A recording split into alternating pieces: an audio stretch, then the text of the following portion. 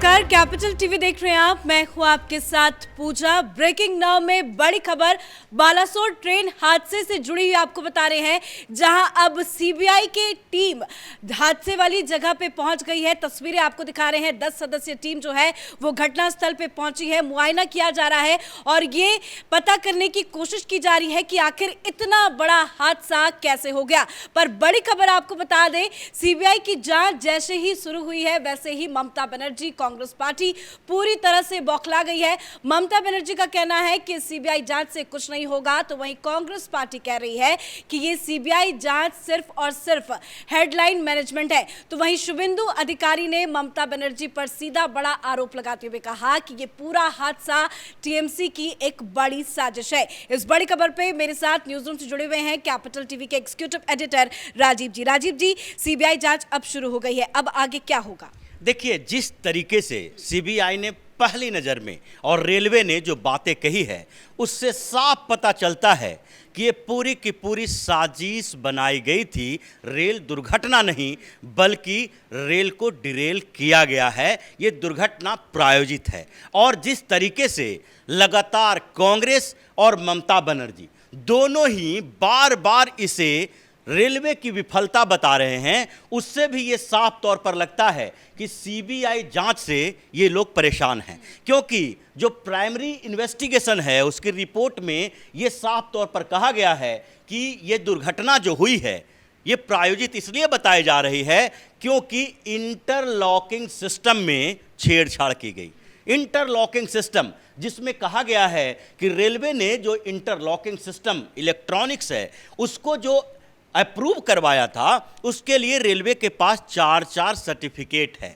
100% secure system है कि अगर कहीं भी कोई विफल होता है तो सिग्नल रेड हो जाएगा। यानी कि इंटरलॉकिंग सिस्टम अपने आप गड़बड़ नहीं हो सकता, इसमें छेड़छाड़ की गई है। और इसी एंगल पर सीबीआई जांच की बात की गई है। और यह भी कहा गया है कि ये छेड़छाड़ जो है वो सामान्य बात नहीं है। सामान्य तरीके से छेड़छाड़ कोई नहीं कर सकता कि कोई ऐसे ही दो लोग आए और उसमें छेड़छाड़ कर दी। इलेक्ट्रॉनिक्स चीज़ है तो इसमें एक्सपर्टीज की ज़रूरत होती है। अब सबसे बड़ा सवाल है कि जो एक्सपर्टीज की बात की गई है वो किसके पास हो सकती है, क्योंकि कांग्रेस और ममता बनर्जी ये दोनों पार्टियां जो है टीएमसी और कांग्रेस, ये दोनों पुरजोर विरोध कर रही है कि किस तरीके से इस दुर्घटना में रेलवे के फेल्यूर को छुपाने के लिए सीबीआई की जांच करवाई जाए। कांग्रेस की ये रणनीति जरा दिखाते हैं, क्योंकि जयराम रमेश का एक ट्वीट आया है। उस ट्वीट में देखिए कि किस तरह से जयराम रमेश ने लंबा चौड़ा ट्वीट किया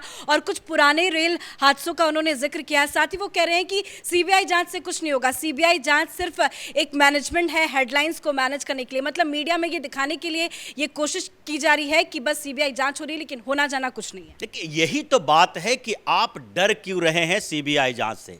मल्लिकार्जुन खड़गे सामने क्यों आ रहे हैं कि सीबीआई तो क्रिमिनल केसेस की जांच करती है, उसके पास एक्सपर्टीज क्राइम के लिए है। लेकिन जब ये क्राइम का एंगल ही है तो सीबीआई जांच क्यों नहीं होनी चाहिए। जिस तरीके के रेलवे ने सीबीआई को रिपोर्ट दी है, सीबीआई को रिपोर्ट देने के बाद ये कहा गया है कि ये हादसा की बात नहीं है, ये कॉन्स्पिरेसी है और इसमें छेड़छाड़ की एंगल जो है उसी पर आप इन्वेस्टिगेशन को आगे बढ़ाइए। अब इस इन्वेस्टिगेशन को आगे बढ़ने से खतरा ममता बनर्जी और कांग्रेस को क्यों है? क्योंकि उड़ीसा और पश्चिम बंगाल ये दोनों आसपास के राज्य हैं और माओवादियों का यहाँ पर गहरी पैठ है। नक्सलवाद का आंदोलन जो शुरू हुआ, नक्सलाइट्स है, नक्सलवाड़ी जिले से शुरू हुआ जो पश्चिम बंगाल में है। कम्युनिस्ट पार्टी की सरकार वहां पर लगातार रही, ममता बनर्जी की सरकार रही, कांग्रेस की सरकार रही। अब जो अभी राजनीतिक परिदृश्य बदले हैं, जो पूरा का पूरा सिनारियो बदल गया है, उसमें पश्चिम बंगाल में क्या दिख रहा है? पश्चिम बंगाल में अब सीपीएम भी ममता बनर्जी के साथ है, कांग्रेस भी ममता बनर्जी के साथ है। विपक्षी एकता के नाम पर ये एकजुट हो रहे हैं। ममता बनर्जी भी रेल मंत्री रही है, कांग्रेस के भी कई रेल मंत्री रहे हैं। यानी कि एक्सपर्टों की कमी इसमें नहीं है दोनों पार्टियों के बीच, और दोनों पार्टियों के साथ एक सीपीएम है। यानी कि जो कम्युनिस्ट पार्टी यहाँ है उसको साफ तौर पर कभी भी 1947 से पहले और उसके बाद भी कहा नहीं जा सकता कि कहीं न कहीं इसका हथियारबंद दस्ताओं के साथ संपर्क नहीं रहा है। ये चाहे तो सिंपैथाइजर हों या कहीं न कहीं पर्दे के पीछे से खेल करते रहते हैं। माओवादी आंदोलन हो या फिर उसके पहले नक्सलाइट की बात नक्सलवाड़ी से जो शुरू हुआ, ये हथियार बंद जो दस्ता है जो देश में अराजकता पैदा करने की कोशिश करता है, उसके साथ कहीं न कहीं कम्युनिस्ट पार्टी का भी हाथ है। ममता बनर्जी, कांग्रेस और कम्युनिस्ट पार्टी, ये तीनों जब साथ है तो उसमें सीबीआई जांच जिस तरीके से इशारा कर रहा है कि अब इसके पीछे के बैठे लोगों को ऊपर एक्शन लिया जाएगा जो कि इन लोगों को मैनेज कर रहे हैं, यानी कि सीबीआई इन्वेस्टिगेशन और रेलवे की पहली रिपोर्ट, ये दोनों इशारा कर रहा है कि कहीं न कहीं माओवादियों का साथ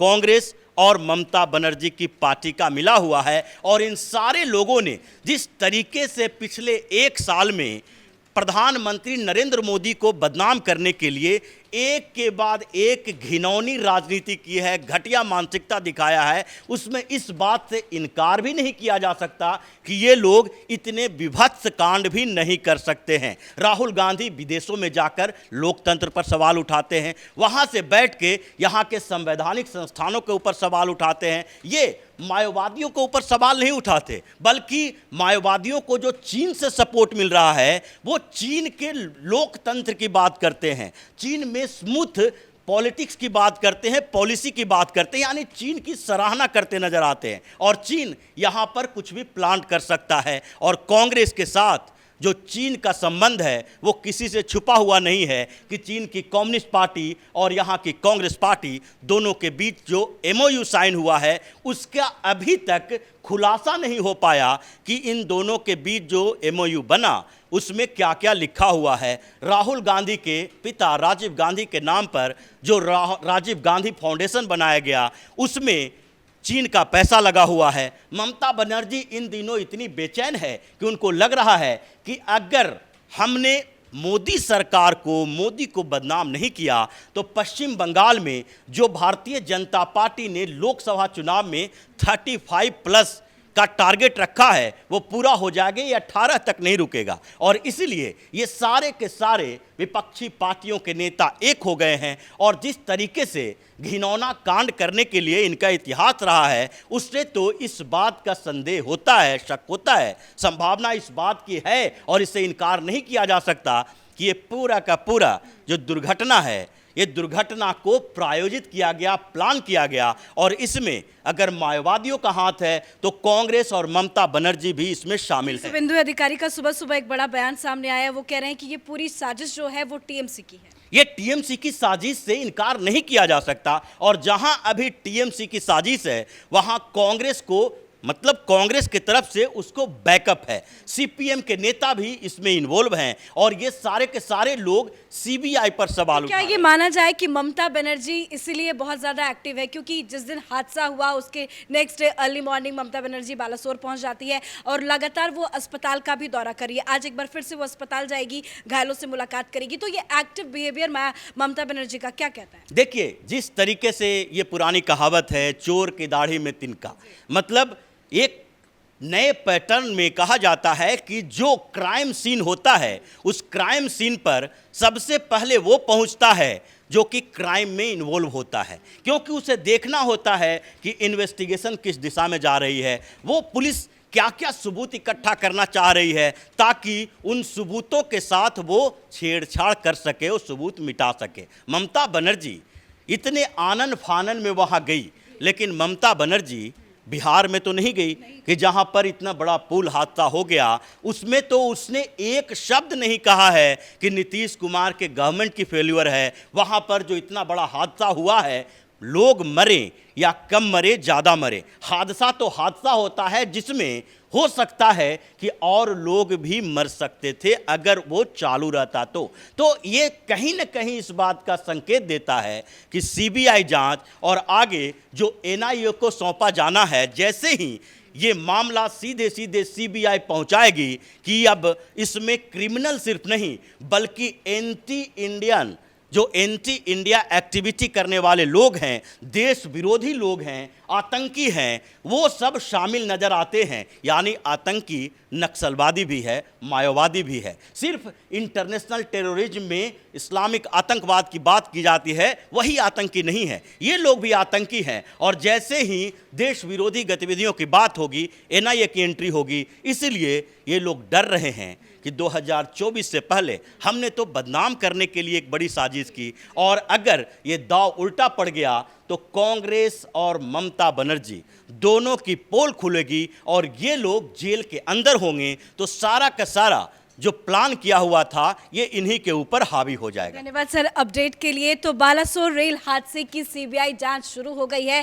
सीबीआई के 10 टीम के अधिकारी जो है वो आज घटनास्थल पे पहुंचे, वहां का मुआयना किया जा रहा है। ये पता लगाने की कोशिश की जा रही है कि आखिर इतना बड़ा हादसा हुआ तो हुआ कैसे। तो वहीं सीबीआई जांच से विपक्षी पार्टियां जो है वो बौखला रही है, ममता बनर्जी सवाल खड़ी कर रही है, तो वहीं कांग्रेस पार्टी भी सीबीआई जांच को गलत करार दे रही है। अब देखना होगा सीबीआई का अगला कदम क्या होता है और सीबीआई की जांच में क्या कुछ निकलकर सामने आता है। इस बड़ी खबर में मेरे साथ फिलहाल इतना ही। कैमरा पर्सन अशोक के साथ मैं पूजा, कैपिटल टीवी।